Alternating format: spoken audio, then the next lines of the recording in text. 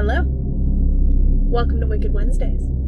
This is episode 5 in our podcast series, our Halloween podcast. I hope you guys are enjoying the craziness and the weird stories. A couple of you have reached out to me asking about merch. Don't worry, it is coming. We are going to have Halloween merch. We got a few things in the store already, including a Halloween journal, among other things. So check those out if you're interested. That being said, viewer discretion is advised. This story is just as weird as all the others, not necessarily meant for kids. So, welcome. Episode 5 is called The Phantom Traveler. Let's get started.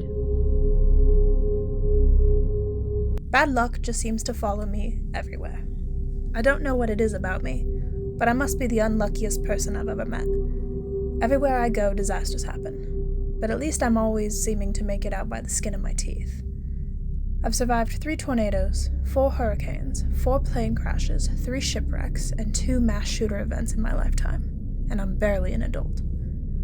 That in of itself should discourage me from traveling, but I can't help it. I love to travel. I was in the airport waiting for my next flight when a strange man approached the gate.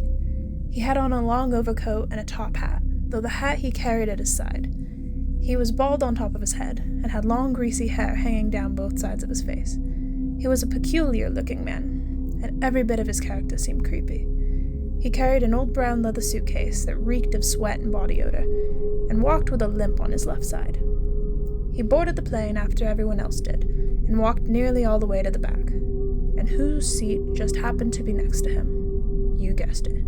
Mine. He had a strange, wicked grin on his face that didn't seem to change for anyone. That was red flag number 1. He gestured to the seat between me and the window, but didn't say anything verbally. I stood up and let him sit down, and he stared straight ahead at the seat in front of him, with that same look on his face. I tried not to stare too much. He was a stranger after all, and I didn't know this man's story. But as a young person traveling alone, it was more than uncomfortable to be sat beside him. The plane was scheduled to take off in 5 minutes, but as with many airlines, they almost never leave on time. The plane taxied down the runway, getting in line to take off behind several other planes. I'm already a nervous flyer as it is, but as the flight attendants did their last check, and asked a few people to push their bags further under the seats in front of them, I saw the man in the seat beside me grip his bag tighter. He was not for any reason putting the bag down.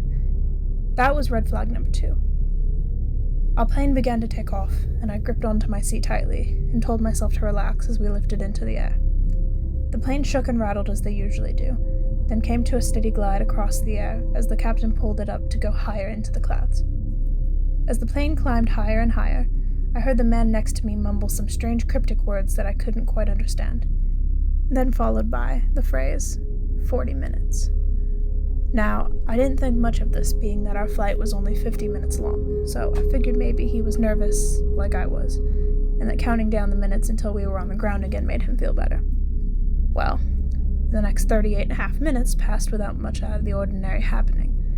That is, until our captain came on the loudspeaker and announced we were beginning our descent. The man in the seat next to me reached up and pushed the button that calls the flight attendants, and he continued to press it very fast and continuously, like a child playing with a toy that makes noise.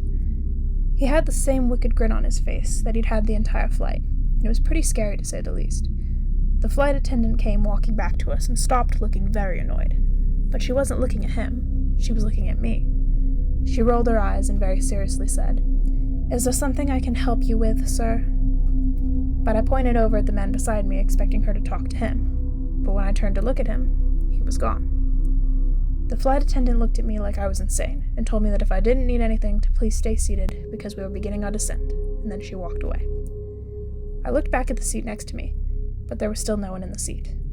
I looked out the window, seeing a shadow that looked out of place, but what I saw made me feel sick. The man who had been sitting next to me was holding on to the wing of the plane, and staring over at me with that same terrible grin he'd had before. His eyes had turned solid black, and he mouthed something to me as he held on to the plane. 40 minutes. He let go of the wing and was blown off the plane, but before I could react to scream, Suddenly, our engine on that side of the plane caught fire and basically exploded into a hot ball of chaos. The plane was going down, and everyone was panicking. I held tightly to my seat as our pilot maneuvered us towards the ground to the best of his abilities. The oxygen masks dropped, and we fell out of the sky like a glider with no wind. But luckily, our pilot was very experienced and knew exactly what he was doing. He thought fast and radioed the airport we were supposed to land into, and he was even able to have them clear the runway so there was no chance of us hitting another plane. As we approached the ground, we were coming in pretty hot, and the metal-on-metal sound beneath us was so loud that people covered their ears in pain trying to stop it. We ended up stopping just fine, and they were able to taxi us back to a gate so we could safely deboard the plane, but I still had no idea exactly what had just happened. I had to catch my connecting flight, and luckily I hadn't missed it. I walked across the hallway to my other gate and boarded the plane like I normally did, but something was different about this time. The pilot was standing with the flight attendants watching everyone board the plane. I got another sick feeling as the pilot looked in my direction. The same creepy expression that had been seated next to me was staring at me from behind the pilot's eyes. His face looked exactly like the man who had sat beside me on the previous plane. It was the same man. And in a guttural voice, I heard him speak to one of the flight attendants. "Looks like we're going to have a pretty fast and smooth flight today. Should only take about 40 minutes. I must have turned pale as one of the flight attendants turned and looked at me confused. "Are you feeling okay, sir?" I responded with a shakiness in my voice. I could barely talk, but it was all that I could say. "Yes, ma'am. I'm sorry. Bad luck just seems to follow me everywhere."